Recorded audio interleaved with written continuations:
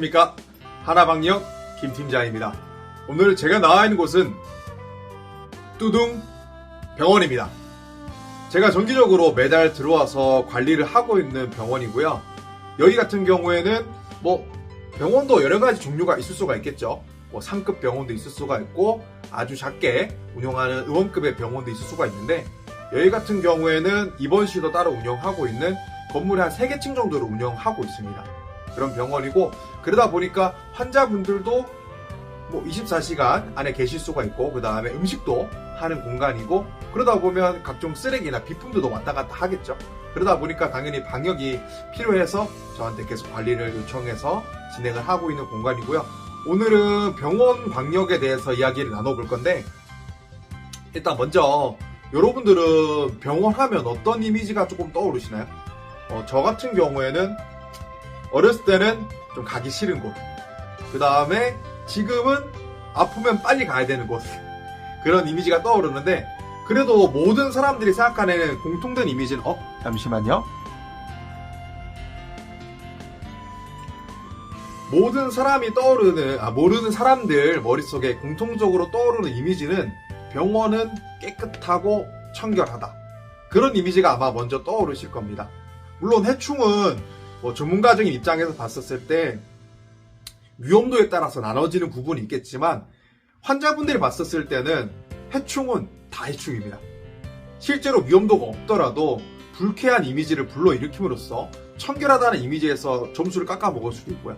실제적으로 바퀴벌레 같이 굉장히 위험도가 높은 해충들도 있을 수가 있습니다. 왜냐면 음식물을 계속 보관을 해야 되고, 그리고 식자재나 비품도 왔다 갔다 하고 여러 사람이 오는 공간이기 때문에 조금 중요하게 관리를 해야 되는데, 병원 같은 경우는 특이점이 하나 있습니다. 어떤 특이점이 있냐면, 환자들 같은 경우에는 면역력이 약화되거나 혹은 많이 떨어져 있는 노약자분들도 많이 계실 수가 있죠. 근데 그분들이 안 계신 상황이 아니라 지금 실제로 거주를 하고 그 다음에 자주 왔다 갔다 하시는 공간이다 보니까 약품 사용에 좀 주의를 가해야 되는데요. 또 주의만 할 게 아니라 아까 말씀드렸죠. 불쾌해충. 실제로 우리에게 피해를 끼치지도 않고, 그리고 가주성도 아니어서 실내에서 번식을 하거나 하지는 않지만, 그래도 불쾌감을 일으킬 수 있는 해충들도 침입을 방지하고 그 다음에 꾸준하게 모니터링하는 게 중요합니다. 그러면 병원 방역의 중요한 3가지를 벌써 말씀드렸네요. 위험도가 높은 공간에 방역을 진행을 하고, 그 다음에 외부에서 산발적으로 들어올 수 있는 공간들을 침입을 막고, 그 다음에 주의를 가하고, 그 다음에 3번째, 꾸준하게 위험도 있는 공간에서 모니터링을 통해서 약품을 좀 적게 사용하고도 충분한 효과를 발휘할 수 있도록 하는 것이 중요합니다. 그러면 오늘 제가 방역을 어떻게 진행할 건지 저랑 같이 한번 방역을 진행해 보시죠. 가시죠. 그러면 입구부터 먼저 살펴볼 건데요. 지금 여기 같은 경우는 6층입니다. 6층인데 1층부터 사용하는 공간도 분명 있습니다. 굉장히 많겠죠. 그러다 보면 이제 입구를 통해서 날벌레들, 비례해충이 들어올 수 있고, 그 다음에 바닥을 통해서 보행해충들이 들어올 수 있습니다. 그러면 비례해충을 막는 게 제일 좋은 거는 문이 열리고 닫힐 때 해충들이 들어올 수가 있습니다. 그렇다 보니까 1층 같은 경우에 문이 있다면 저는 에어커튼을 많이 추천을 드립니다. 에어커튼을 사용하는 것만으로도 해충들의 유입을 굉장히 많이 막을 수가 있고, 그리고 요새는 자동문을 많이 사용을 하시는데, 문을 사용하다 보면 하단부나 옆에 뜨는 공간들이 생깁니다. 그런 것들은 웬만하면 막으시는 것을 추천을 드립니다. 고객이 상황에 따라서 100% 적용할 수 없더라도 저희가 방역하는 입장에서 이런 부분들은 위해 요소가 충분히 될 수가 있다, 그러니까 막으시는 걸 추천드린다, 이렇게 말씀을 드리고 점검을 해드리는 것도 굉장히 중요한 포인트라고 생각을 합니다. 아까 정문을 살펴봤다면 여기는 옆쪽에 있는 문인데요. 지금 보시면 관계자의 출입 금지라고 적혀져 있지 않습니까? 그러면 병원 관계자분들이 의료 폐기물을 보관하러 나가거나 아니면 짐을 옮기러 나가는 경우가 생길 수 있는데, 여기 같은 경우는 굉장히 잘하고 계시는 게, 문을 열고 밖에 나가실 때 슬라이딩으로 된 방충망을 설치함으로써 외부에서 침입을 막는 것을 지금 진행을 하고 있습니다. 이렇게 하면 아무래도 하는 것과 안 하는 것의 차이는 굉장히 크다고 보시면 됩니다. 여기는 병원에서 물을 사용하는 공간인데 아마 병원 곳곳에 이렇게 물을 사용하는 싱크대가 곳곳에 있을 겁니다. 해충에 3요소가 있습니다. 먹이, 온도, 습도. 근데 습도는 물을 사용하니까 당연히 성립이 될 거고, 온도 같은 경우도 병원은 따뜻하게 유지되는 경우가 많기 때문에 성립이 됩니다. 근데 추가적으로 이런데 슬러지나 물때가 많이 껴 있다면 당연히 3요소가 성립되면서 해충들이 서식하기 좋은 환경이 될 수 있습니다. 그러다 보니까 이런 공간들은 혹시나 유지가 안 되는 부분이 있다면 고객한테 충분하게 말씀을 드려서 개선이 될 수 있도록 말씀을 드리고, 그 다음에 배관이나 접합부에 틈새가 많이 벌어져 있다면 그런 것들을 메꾸는 방법도 또 굉장히 좋은 방법입니다. 플러스해서 부분적으로 약품 처리를 진행함으로써 해충들이 발생될 여지를 줄이는 것, 이것도 굉장히 중요합니다.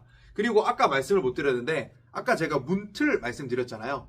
그러면 틈새를 다 막으면 좋겠지만 실제로 그렇게 안 되는 경우도 꽤 많습니다.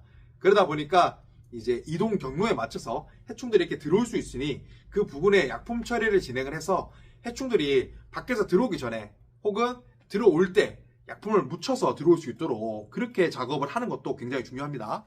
그리고 여기는 또 다른 출입구인데 출입구에서 이렇게 딱 들어와서 이쪽으로 돌아가면 직원들이 이제 서류 작업을 하는 공간이 간단하게 성립되어 있는데, 이렇게 되면 얘들이 이렇게 들어와서 안쪽 구석으로 숨기가 되게 좋겠죠.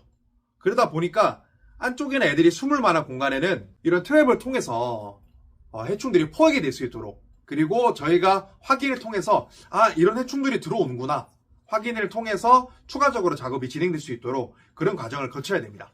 여기는 환자분들이 치료를 받을 때 옷을 갈아입는 공간인데 굉장히 많은 환자분들이 여기 오셔서 옷을 갈아입고 자기 짐을 보관을 하고 그 다음에 이제 치료를 받으러 가시겠죠. 그러면 이런 공간에는 해충들이 따라 들어올 수가 있습니다. 그러니까 구석에 숨을 수 있는 틈새에 트랩을 통해 가지고 이제 모니터링을 할 수 있게 만들고, 그 다음에 혹시나 바퀴에 유입이 있을 수가 있기 때문에 식독제 작업을 통해서 예방 차원의 작업을 해주는 겁니다. 여기는 환자분들이 쉴 수 있는 옥상 화단 같은 느낌인데요. 이거 보이실란가 모르겠네. 보면은 바닥에 데크가 이렇게 쫙 깔려져 있습니다. 쫙 깔려져 있는데, 데크가 깔려져 있으면 이렇게 추운 겨울에도 집바퀴, 일본 바퀴들이 서식하기 좀 좋은 환경입니다. 그러다 보니까 충분하게 잔류 처리를 좀 해놓고, 그 다음에 예방 차원의 바퀴 게일 타입 작업도 해놓게 됩니다. 그리고 오늘은 제가 영상을 혼자 촬영하다 보니까 작업하는 영상까지 같이 보여드리지는 못하는데, 보시면 이렇게 몰딩이 구석구석에 다 있을 겁니다. 몰딩이 구석구석에 있는데, 경우에 따라서 이런 공간에 여기에 뭔 해충이 나와 이렇게 할 수도 있겠죠. 근데 병원이 따뜻하고 혹은 습도가 좀 높은 공간이 있다면 이런 구석 틈새에서 좀벌레라든지, 겨울에는 돈벌레라든지 이런 벌레들이 서식할 수가 있습니다. 그러니까 이런 틈새도 충분하게 약품 처리를 해주는 게 중요합니다. 대신에 약품을 배율을 높게 해서 독하게 강하게 사용하는 것보다 적정 비율을 사용을 해서 고객의 안전도 지키고 해충도 예방할 수 있는 그런 작업을 하는 게 중요합니다. 저희가 사용하는 화장실, 당연히 방역이 빠질 수가 없겠죠. 화장실에 좀 위험도가 높은 것들은 이제 배관을 타고 먹바퀴가 타고 올라올 수도 있고, 그 다음에 이제 화장실은 물도 많이 쓰잖아요. 그러다 보니까 배관에 슬러지가 끼면서 나방파리들이 막 타고 올라올 수도 있습니다. 그러니까 배관에도 약품 처리를 통해서 그런 나방파리나 다른 해충들이 타고 올라오지 못하도록 약품 처리를 진행해주고, 추가적으로 이제 배관에서 역류 방지 트랩을 사용해서 침입을 막는 것도 굉장히 중요합니다. 지금은 수술실 앞에 있는데요. 수술실은 따로 보여드리진 않겠습니다. 수술실에는 약품을 뿌리진 않습니다.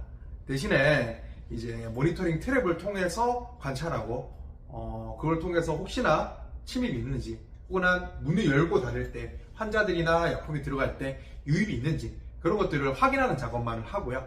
그 다음에 저기 안쪽에 보면 폐기물, 의료 폐기물 보관하는 공간들이 있어요. 그런 공간들은 필히 약품 잔류 처리 꼭 해주셔야 되고, 그 다음에 쓰레기 모아두는 공간들은 꼭 약품 전류 처리해가지고 해충들이 거기서 번식하지 못하도록 꼼꼼하게 해드려야 됩니다.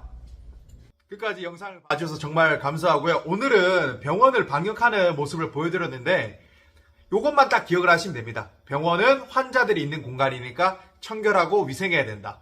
위생적이어야 된다. 그러나 환자들은 면역력이 약할 수 있기 때문에 항상 모니터링과 관찰을 통해서 약품을 적절히 효과를 발휘할 수 있는 물을 그 다음에 약품을 최소화하여 사용하고 안전하게 작업하는 게 중요하다. 요것만 딱 기억해 주시면 됩니다. 다음에도 더 좋은 영상과 정보를 가지고 돌아오겠습니다. 이상 하나방역 김원현 팀장이었습니다. 감사합니다. 구독, 좋아요는 사랑입니다.